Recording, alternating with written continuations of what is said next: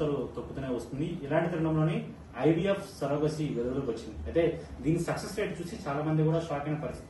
ఈ తరుణంలో ఇంకా ఈ నేటికి వచ్చేసరికి ఈ ఐవీఎఫ్ సరోగసీ పేరుతో అనేక మోసాలు జరుగుతున్నాయి. అసలు పేషెంట్లు ఎవరిని ఎంచుకోవాలి, అదేవిధంగా ఏ విధంగా ఈ సరోగసీ ప్రాసెస్ లో రాంగ్ ప్రాసెస్ జరుగుతుంది, అసలు రైట్ ప్రాసెస్ అనే అంశంపై మనతో మాట్లాడేందుకు ఆరాధ్య ఫెర్టిలిటీ సెంటర్ సంబంధించిన డాక్టర్ సరిత సురేష్ గారు.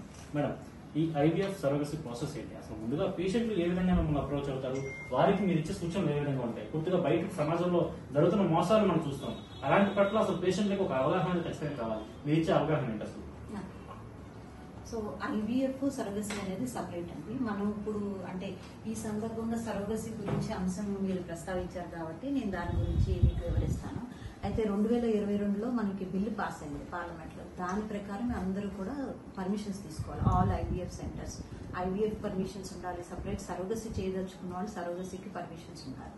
అయితే గవర్నమెంట్ మన ఇండియన్ గవర్నమెంట్ ప్రకారం సరోగసీ అనేది అంటే ఏది అంటే డబ్బు పరంగా ఏవి లావాదేవీలు లేకుండా ఆ సరోగేట్ అనేది అంటే ఈ పిండం అనేది వేరే వాళ్ళ మహిళ గర్భంలో పెట్టి పెంచి అంటే 9 నెలల ఆవిడ మోసి కని ఇస్తారన్నమాట.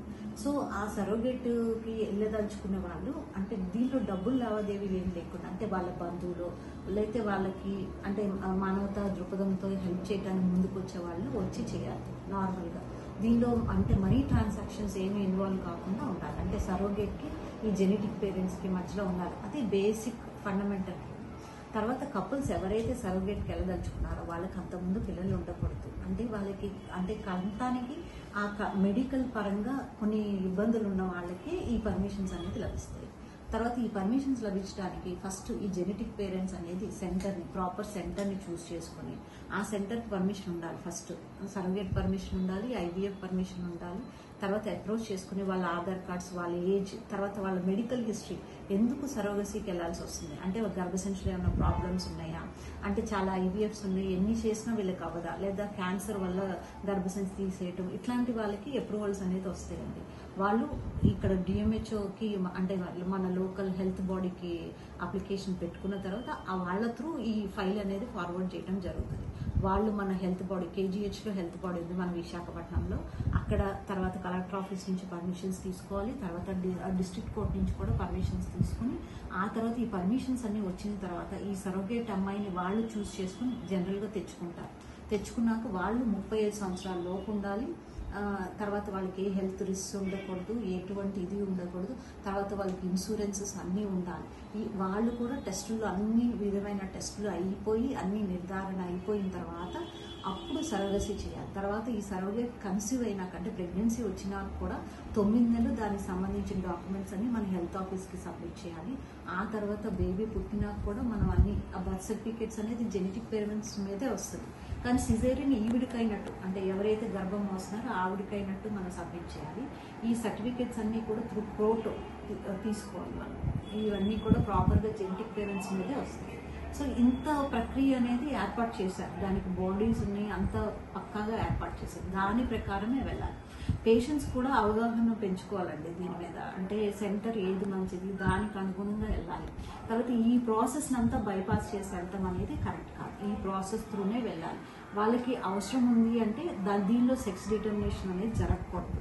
సో ఈ ప్రకారమే వెళ్ళి చేయించుకోవాలి పద్ధతిలో. ఈ పర్మిషన్స్ అన్ని తీసుకుని కొద్దిగా టైం పడుతుంది, కానీ ఈ ప్రక్రియలో వెళ్తే ఏ ఇబ్బందులు ఉండదు, దీనిలో ఏ మోసాలు జరగవు, ఏ విధమైన పొరపాట్లు జరగవు. ఇవన్నీ తెలుసుకుని దీని ప్రకారమే వెళ్ళాలి. మేడం, ఇప్పుడు మీరు చెప్పినట్టు ఏదైతే హెల్త్ ఇష్యూస్ ఉన్నా సరే, లేకపోతే కొన్ని క్యాన్సర్స్ కారణంగా గర్భసంచి తీయించిన ప్రాబ్లం విషయం అయితే పూర్తిగా మేల్ సైడ్ నుంచి ప్రాబ్లం ఉంటే ఎగ్ ని ప్రొడ్యూస్ చేస్తారు, అదేవిధంగా స్పర్మ్ కూడా తీసుకుంటారు. అసలు ఈ స్పర్మ్ కానీ ఎగ్ కానీ తీసినట్లయితే ఒక మనిషి దగ్గర నుంచి బయటకు తీసుకున్నాక ఎన్ని రోజుల్లో ఉపయోగించాలి, స్టోరేజ్ చేసే అవకాశం ఉంటుందా, ఆ ప్రాసెస్ ఎలా ఉంటుంది?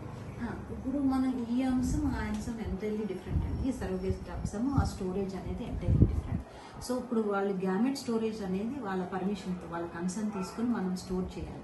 అదే 5 సంవత్సరాల వరకు మన ఇండియన్ గవర్నమెంట్ దీని ప్రకారం స్టోర్ చేయొచ్చు. చేసి వాళ్ళకి సంబంధించి వాళ్ళ దానికోసమే యూజ్ చేయాలి. మనం వాళ్ళ దీనికి వాళ్ళ ఐవీఎఫ్కి వాళ్ళ ప్రక్రియకి వాడాలి. అంటే వేరే దేనికోసం మాత్రం దేనికి వాడాలి. తర్వాత తీసి వాడుతున్నప్పుడు కూడా వాళ్ళ సిగ్నేచర్స్ అవి ఉండాలి. మనకి అంటే వాళ్ళు సమర్థిస్తున్నట్టు ఉండాలి. వాళ్ళ అండం కానీ, లేకపోతే వాళ్ళ స్పర్మ్ కానీ, లేకపోతే వాళ్ళిద్దరి నుంచి తయారు చేసిన పిండం వాడేటప్పుడు కానీ అన్ని దానికి వాళ్ళ అనుమతులు తీసుకుని దాని ప్రకారం మనం ప్రొసీడ్ అవ్వాలి. అంటే ఇప్పుడు మీరు చెప్పినట్టుగా ఏదో సరోగేట్ ప్రాసెస్ ఏదవుతుందో ఆ ప్రాసెస్ లో బిడ్డని కనే తల్లిని వాళ్ళే తీసుకురావాలి. అదేవిధంగా ఆ తల్లికి సంబంధించినటువంటి ఆర్థిక లావాదేవీలు జరగదు. కానీ బయట సొసైటీలో అనేక అనుమానాలు ఉన్నాయి. ఎందుకంటే డబ్బులు మనమే అకామిడేట్ చేయలేము. అదేవిధంగా ఆఫ్టర్ సర్జరీ జరిగిన తర్వాత ఏదో సిజరీన్ జరుగుతుందో సిజరీన్ జరిగిన తర్వాత కూడా పూర్తిగా మళ్ళీ ఆమె హెల్త్ కండిషన్స్ మనమే చూసుకోవాలి, దానికి డబ్బులు ఖర్చు పెట్టాలనే ఒక అనేక ఊహాగానాలు ఉన్నాయి. అలాంటి పేషెంట్స్ మీ దగ్గరికి వస్తుంటారా? మీరు ఏం చెప్తుంటారు? అదే సరోగేట్ అప్రూవల్స్ అనేది వచ్చిన తర్వాత ఆ సరోగేట్ ని చూసుకునే బాధ్యత అంతా ఆ జెనెటిక్ పేరెంట్స్ తేనండి. మరి 9 నెలలు వాళ్ళ కోసం మోసి ఆవిడ ఇస్తున్నారు కాబట్టి దానికి సంబంధించిన బాధ్యత వైద్యులు వైద్యం చేస్తారు. కానీ ఆవిడ సంబంధించిన వైద్యానికి అవసరమయ్యే ఖర్చు అంటే టాబ్లెట్స్ కానీ, మెడిసిన్స్ కానీ, స్కాన్స్ కానీ, బ్లడ్ టెస్ట్ కానీ వాళ్ళు జెనెటిక్ పేరెంట్స్ భరించుకోవాలి. దానికి సంబంధించిన ఇన్సూరెన్సెస్ ఆవిడ డెలివరీ అయినా కూడా కొంతకాలం వరకు ఆవిడకి ఇన్సూరెన్స్ వస్తుంది. ఆ ఇన్సూరెన్స్ వర్తిస్తుంది. దానికి సంబంధించిన ఇన్సూరెన్సెస్ అన్ని మెనీ ఇన్సూరెన్స్ కంపెనీస్ అన్ని పే చేయడానికి రెడీగా ఉన్నాయి. సో అది ముందుగా ఆ ఇన్సూరెన్స్ కంపెనీస్తో టైఅప్ అయ్యి వీళ్ళు చేసుకుంటే ఇన్ కేస్ ఆవిడకి ఏదైనా అవసరం అయితే ఆ ఇన్సూరెన్స్ కంపెనీస్ పే చేస్తారు. అంటే మేడం పూర్తిగా ఈ సరోగసీ ప్రాసెస్ అయినా సరే, ఐవీఎఫ్ ప్రాసెస్ అయినా ఈ రెండు ప్రాసెస్ సక్సెస్ అయినప్పుడు ఖచ్చితంగా డాక్టర్ని దేవుడే అంటున్నారు. కానీ ఇన్ కేస్ ఏదైనా ఒక మైనర్ ప్రాబ్లం వల్ల ఎప్పుడైనా సరే నెగిటివ్ రోడ్లోకి వెళ్ళినప్పుడు ఖచ్చితంగా అది డాక్టర్ మీద కొన్నిసార్లు అటాక్స్ చేస్తున్నారు. అదేవిధంగా వాళ్ళని బ్లేమ్ చేస్తున్న పరిస్థితి. ఏ కారణాల దృష్ట్యా ఈ రెండు ఫెయిల్ అవుతున్నాయి? అంటే సరోగసీ కూడా 100% ఉండదండి. అంటే వాళ్ళ గ్యామెట్స్ బట్టి అంటే ఎగ్లో కానీ స్పర్మ్లో కానీ ప్రాబ్లం ఉన్నప్పుడు దానిలో కూడా అవ్వకపోవచ్చు. సరోగసీ కూడా 100% ఏమీ ఉంటుంది. సో అది సక్సెస్ రేట్ కూడా 40% నార్మల్గానే ఉంటుంది ఐవీఎఫ్లో ఉన్నట్టు. వాళ్ళకి ఐవీఎఫ్ ద్వారానే అవుతుంది ప్రెగ్నెన్సీ అనేది. సో ఈ ఐవీఎఫ్లో సక్సెస్ రేట్ అనేది ఎప్పుడు 100% ఉండదు. మేము చాలాసార్లు చెప్తాం అందరికీ ఇదే సక్సెస్ రేట్ ఉంటుంది, దానికి సంబంధించిన కన్సెంట్ ఫార్మ్స్ అన్నీ తీసుకుంటాము, దాన్ని సైన్ చేస్తారు. కాకపోతే ఏంటంటే కొంత అమౌంట్ అనేది స్పెండ్ చేసి ఉంటారు కాబట్టి కొంతమంది యాక్సెప్ట్ చేయలేకపోతారు. ఇది అంటే 6 నిమిషంలో చెప్పిన అంత సమ్మతి ఇచ్చినా కానీ దానికి వాళ్ళు అంటే యాక్సెప్ట్ చేయలేకపోతారు. అంటే రిజల్ట్ నెగిటివ్ వచ్చేటప్పుడు అంటే అది ఎప్పుడు 100% అనేది ఉండదు. 40% అంటే ఏజ్ని బట్టి లేకపోతే వాళ్ళకున్న ఆరోగ్యపరమైన సమస్యలను బట్టి ఆ సక్సెస్ రేట్ అనేది ఉంటుంది. మేడం పూర్తిగా కూడా ఇప్పుడున్న రోజుల్లో చాలా మంది ఈ సెక్స్ టెస్టులు కావచ్చు, అదేవిధంగా పూర్తిగా కూడా ఇటువంటి ఫ్రీ ఆఫ్ అంటే కాస్ట్ ఎంతైనా పర్వాలేదు కానీ పని అయిపోవాలి, కానీ ఎటువంటి ఇబ్బందులు పడకూడదు ఉద్దేశంతో ఒక రాంగ్ ట్రాక్స్ వెళ్తున్నారు. ఇన్ కేస్ బేబీ ఒక దగ్గర బర్త్ పుట్టిన తర్వాత బేబీని చేంజ్ చేయడం కానీ అలాంటి ప్రాసెస్ జరుగుతున్నాయి. ఇలాంటి ప్రాసెస్ చేసిన ఖచ్చితంగా ఎక్కడ చోట దొరికిపోయే ఛాన్సెస్ ఉంటాయి. అది ఏ విధంగా ఉంటుంది ఆ ప్రాసెస్ అంతా? అంటే మామూలుగా పక్కాగా పర్మిషన్స్ మామూలుగా పద్ధతిగా చేసే సెంటర్స్లో అన్నీ ఇలాంటి పద్ధతులు ఏమి జరగవండి. సెక్స్ డిటర్మినేషన్స్ మినీ సెంటర్స్ చాలా సెంటర్స్ ఏమి చేయవు. వీళ్ళు ఏంటంటే ఆ సెక్స్ డిటర్మినేషన్ కోసం రాంగ్ సెంటర్స్కి వెళ్ళిపోవడం, రాంగ్ పద్ధతులు వీళ్ళు సరైన పద్ధతులను బైపాస్ చేయడం వల్ల ఇలాంటి సమస్యలన్నీ ఎదుర్కొంటున్నారు. సో సెక్స్ డిటర్మినేషన్ అనేది చాలా సెంటర్ మంది బాగా చేసే సెంటర్స్ ఏమీ చేయవు. ప్రతి పరిస్థితి పూర్తి స్థాయిలో ఐవీఎఫ్ అదే సరోగసీ ప్రాసెస్ లో లీగాలిటీ మస్ట్ గా పాటించాలి. ఎందుకంటే పాటించిన పక్షంలో ఖచ్చితంగా ఎక్కడో చోట తప్పు జరుగుతుందని చాలా వరకు పేషెంట్స్ కి సరైన అవగాహన లేకపోవడం వల్ల ఇది బైపాస్ చేసి రాంగ్ డైరెక్షన్ లో వెళ్తున్నారు తప్ప, అదేవిధంగా వారు ఎంచుకునే పేషెంట్స్ ఎవరైతే ఉంటారో వారు ఎంచుకునే సెంటర్ ను బట్టి కూడా వారి ప్రాసెస్ ఉంటుందని, ఖచ్చితంగా సరైన సెంటర్ ఎంచుకున్నట్లయితే వారి ప్రాసెస్ లో మెరుగైన అభివృద్ధి కనిపిస్తుందని, లేని పక్షంలో కొంతవరకు ఇబ్బంది పడే అవకాశం కూడా డాక్టర్ చెప్పిన పరిస్థితి కనిపిస్తుంది. వీడియో స్టాప్ రాస్తూ నరేష్ సాక్షి టీవీ విశాఖపట్నం నుంచి.